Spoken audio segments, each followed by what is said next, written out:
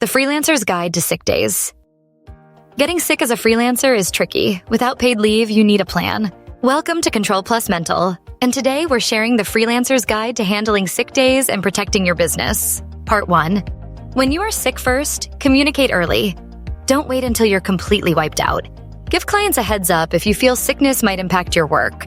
Briefly explain the situation and your projected timeline. Second, delegate tasks if able. Consider partnering with a trusted fellow freelancer who can step in for urgent work.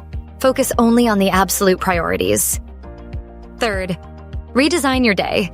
Ignoring work isn't always possible. Redesign your day around your energy levels.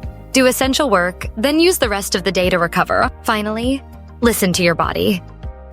Working through a major illness often backfires. Protecting your health is the priority, even if it means missing a deadline.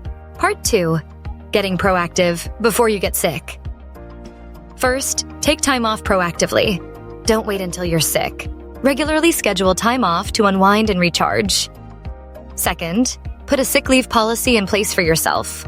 Write a document outlining what you'll do when you get unwell, who you'll contact, and how you'll communicate. Third, put money aside for sick days.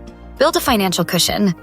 The average number of sick days in the UK is 5.7, so aim to put aside enough to cover 6-10 days of lost income.